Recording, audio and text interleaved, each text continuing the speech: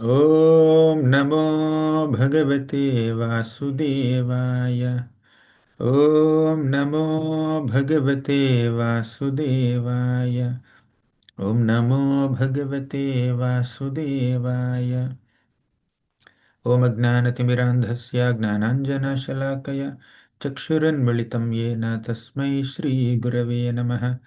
नम ॐ विष्णुपादाय कृष्णप्रेष्ठाय भूतले श्रीमते भक्तिवेदान्तस्वामिन् इति नामिने।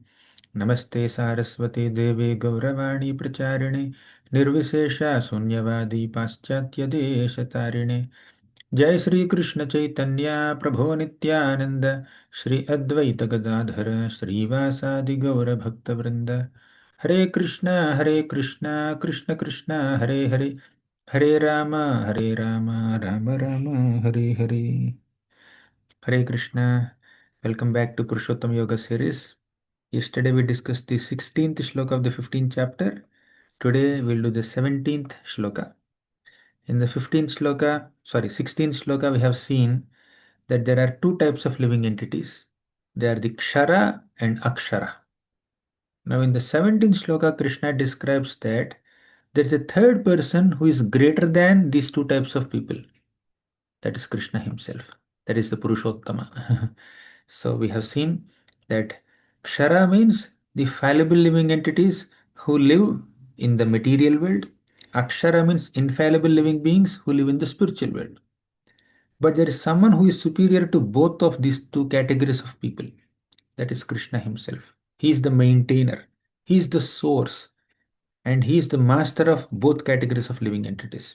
He is the master of the spiritual world and everyone who lives in the spiritual world. He is the master of the material world and everyone who lives in the material world. That's the subject matter of this shloka. Let's go to the 17th shloka. Uttamah purushastvanyah paramatmetyudahritah yo lokatrayamavishya bibhartyauvyaya ishvarah. उत्तमः पुरुषस्त्वन्यः परमात्मेत्युदाहृतः यो लोकत्रयमाविश्य बिभर्त्यव्यय ईश्वरः. Let's see the meaning. Anyaha means another person, right? Uttamaha purushastu anyaha. In the previous shloka, Krishna spoke about two categories of people, Kshara and Akshara.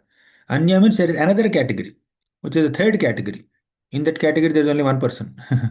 Kshara people are so many millions and trillions, and Akshara people are also millions and trillions, but there is only one person in the third category who is superior to both. That is Uttamaha Purushaha or Purushottama. Uttama means the best. Purusha means a person.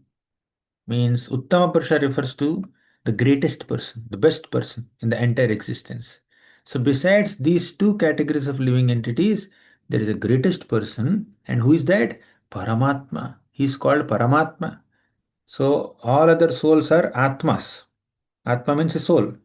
Now this is Paramatma. Parama means supreme. So Paramatma refers to supreme Atma or super soul, right? Supreme soul or super soul. And Udahartaha, he is spoken like that. He is described like that. He is called like that. So beyond these two categories of living entities, there is a third person. His name is Paramatma. He is the supreme soul. And what does he do? What is the role of Paramatma? We already discussed before. Once again. Yolokatrayamavishya. Loka means these planets. Trayam means three. So there are three worlds in this universe, right? So there is middle planetary systems, lower planets, and upper planets. So all are called three planetary systems. Or there are 14 basically. Of the 14, Bhumandala is considered the middle one, and above there are six, and below there are seven. So sometimes all these planets are called three planetary systems, three worlds, right? And this Paramatma has entered. Avishya means to enter. He entered all the three worlds. Means in the entire cosmos, in this entire universe, there are 14 planetary systems, and the Lord is existing everywhere as Paramatma. We have seen before also, as mm, from the shloka number 12 to 15, Krishna described how he maintains the entire universe, and he's elaborating on this. As I said yesterday, basically all the shlokas are connected to each other. And while reciting one shloka, while learning one shloka, you can refer to the concepts or the truths revealed in the previous shlokas. So Krishna already described how he maintains the whole world in the form of sun, in the form of moon, in the form of fire, right? He's saying now also somewhat similar that Yolokatrayam avishya. I entered all the three worlds and Bibharti avyaya ishvaraha. Bibharti means I maintain them, right? Bibharti means to maintain them. He enters the three worlds and maintains them. And he's avyaya. Generally, in this material world, uh, you have some money and you spend that money. Spending is like vyaya, expenditure, right? Avyaya means although you're spending so much, it's still inexhaustible. So when you have 10 laddus, if you distribute to 10 people, you have zero. But in the spiritual realm, it's not like that, right? You keep on distributing to someone, you keep on spending your time or energy or power or things that you have, they keep on expanding. There is no exhaustion. Therefore, avyaya word refers to inexhaustible. When I do some work throughout the day, I get exhausted by the end of the day because I am not avyaya. But the Supreme Lord Krishna is avyaya. He's inexhaustible Lord.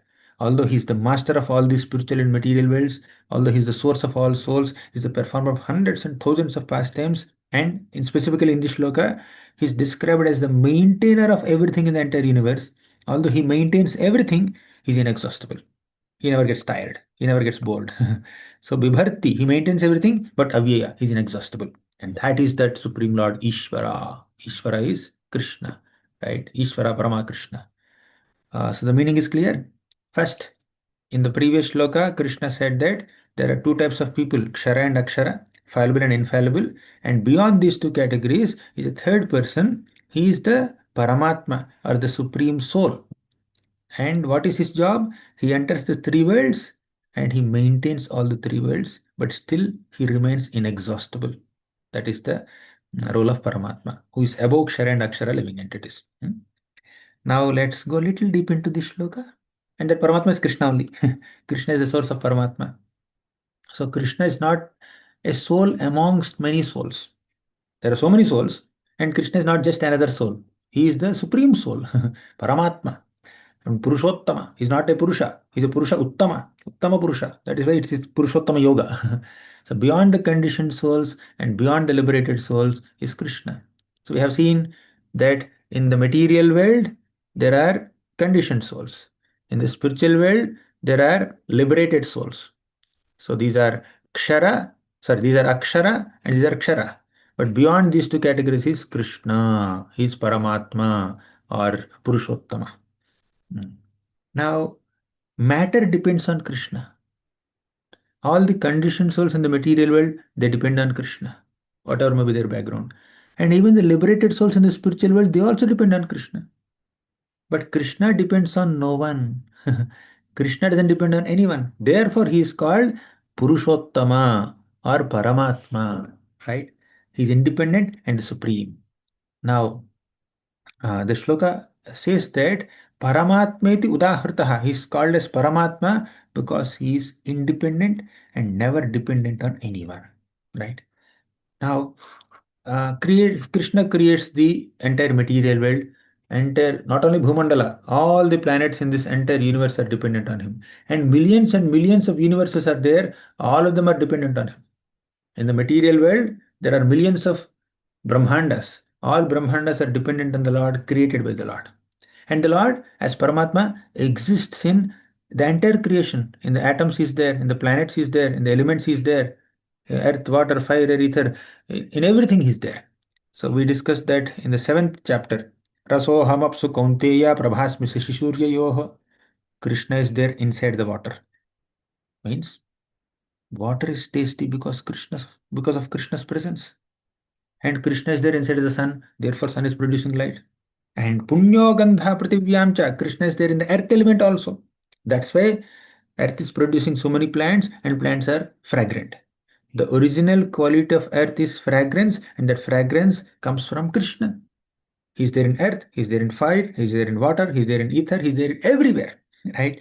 So that's how he maintains the entire cosmos. Now, Within this cosmos, there are so many living entities, human beings, devatas, and trees and plants and tigers and lions and birds and all kinds of living entities are there, and Krishna is present in all of them as Paramatma. He is maintaining the cosmos on a cosmic level, and he is also maintaining the conditioned souls on a personal level. So, and he's also maintaining the entire spiritual world. The liberated souls are there; they are also dependent on him, right? So, but Krishna is not dependent on anyone. The soul lives in one body, but the Supreme Soul or Paramatma lives in all bodies. Atma lives in one body only, mother's body or child's body. But Paramatma Krishna lives in all the bodies.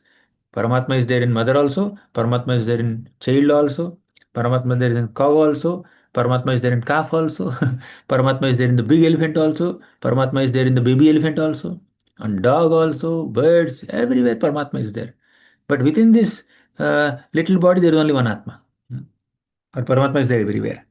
And Krishna doesn't neglect small living entities. Oh, these are simple fishes. They are small ants. They are little plants. Why should I be there? Krishna doesn't say like that. Krishna is there in a small, insignificant plant also. Small, insignificant ant also. There is Paramatma inside this ant. And there is Paramatma inside this big elephant. So we get attracted by the majesty of things and people in this world. When you see elephant, oh wow, let me click a photo. Let me take a selfie with the elephant because elephant is so great. But when you see small insect or an ant crawling, we neglect it. But Krishna doesn't neglect. Whether you are a mighty elephant or a small ant, Krishna doesn't neglect. Krishna in the form of Paramatma stays within the hearts of all living entities, including ants and insects and elephants. Krishna doesn't neglect that, oh, this is a small fish. Why should I be present in this little fish? There's a big fish, there's a huge whale or a shark, and that shark Krishna is there. Krishna is also there in a tiny fish also. Krishna is there in the birds. Krishna is there in beautiful birds like peacocks. Krishna can also be there in not so beautiful birds like crows also. He doesn't neglect anyone. Krishna is present as Paramatma even in the body of a worm in the stool also. Can you just imagine? Why Krishna has to enter such a filthy place? Because the living entity entered that filthy place. Just because the living entity committed sinful activities and took the birth of a worm in stool, that does not mean Krishna disowns that living entity. Krishna loves him, therefore he stays with him as super soul right inside the heart. Whether the living entity enters the hog body or a dog body or a cat body or a snake body or a scorpion body, Krishna is staying within the hearts of all the living entities. That is Krishna's compassion, Krishna's unlimited care. He maintains the entire universe, yet he's the personal caretaker of individual living entities. What is this one person in comparison to this big universe or big planet? Krishna maintains planets also. Krishna maintains one individual person also. He maintains mountains, rivers, forests, all creatures. He's very close to us also. Mhm. Now, Draupadi was in difficulty. This Dushyasan, evil Dushyasan, supported by Karna and Duryodhan and Dhritarashtra, is trying to disrobe Mother Draupadi. Krishna immediately came to protect this one devotee Draupadi because Krishna values even one devotee also. There is one elephant, not even human being. An elephant is in difficulty, and immediately the Lord came to protect elephant Gajendra from this crocodile. And there's one little 5-year-old child, 5-year-old boy, and he was being troubled by his own father. The Lord came as Narasimha to kill Hiranyakashipu and save Prahlad. Whether you are a man or a woman or a 5-year-old child or an elephant or whatever you may be, when there is bhakti, Krishna protects us and Krishna maintains us. Even if there is no bhakti, Krishna maintains us as super soul. That is his kindness. That is Krishna's personal care. There are some managers in this world, very busy people. They don't have time for small people. They don't have time for small things. We understand it's practical. Any manager or any big leader, they may not be able to spare time for everyone because although they're big leaders, they're living in this world as human beings. They only have 24 hours in a day. But Krishna is not like that. For Krishna, time is not a constraint. Space is not a constraint. He is Sarvadesha Vyapa, he is Sarva Kala Vyapa. He is all pervading in all time, he is all pervading in all space. He is Sarvadesha Vyapa, Sarva Kala Vyapa, and he offers customized and personalized care for every single living being, however big or small he may be. Right? But human beings, even if human beings are very big managers or leaders or kings or ministers, they have limited time mm, to offer to everybody, but Krishna can give unlimited time. It's not that Krishna stays as Paramatma in our heart 1 hour in a day, or half an hour in a day, or 2 minutes in a day. Not like that. You got a big person, he can give 5 minutes appointment or 10 minutes appointment. Okay, your time starts now. Tell me what do you want. 15 minutes, I'm there with you. But Krishna is not like that. 24 by 7, he is there with us. Right? That is his care. That is his love. That is his affection. So no one can be as dear to us as Krishna. Mm. And although Krishna is self satisfied, the supreme lord of all the three worlds, he has endless compassion and love for all of us. He says, repeatedly, he says, please come back to me. Please come back to me. Please come back to me, my dear child. Why are you rotting in this material world? Why are you wandering in this mm, miserable material world? Why are you planning to enter heavenly planets for better material enjoyment? That's also temporary. So now we have to realize. We have to realize that, oh, I have forgotten Krishna, but he has never forgotten me. I am caught up in ego, attachments, desires, material world, and illusion. But he never forgot me. Let me go back to him. So he's not distant. He's very close to us. Who can be closer to us than someone who lives right in our hearts? One who's living right within our hearts is very close to us, right? Krishna stays within us, very close to us. So we need to recognize Krishna's love and affection for us. We need to mm, we need to give up all our material excitements like wealth, temporary pleasures, fame, power, position, rewards, money. All these are temporary. They cannot give me permanent happiness. Let me run towards Krishna. Only under Krishna's loving shelter, loving care, I get permanent happiness. Right? So we need to prioritize going to the spiritual world. Then we'll go from Kshara mode to Akshara mode. Don't worry that you are in the realm of Kshara. We can always enter the realm of Akshara provided we take to the process of Bhakti. So Bhakti and gives us entrance into the spiritual world. To conclude our discussion, we discussed that Krishna is the Supreme Lord above everything and everyone. He is the one who is above Kshara and Akshara living entities.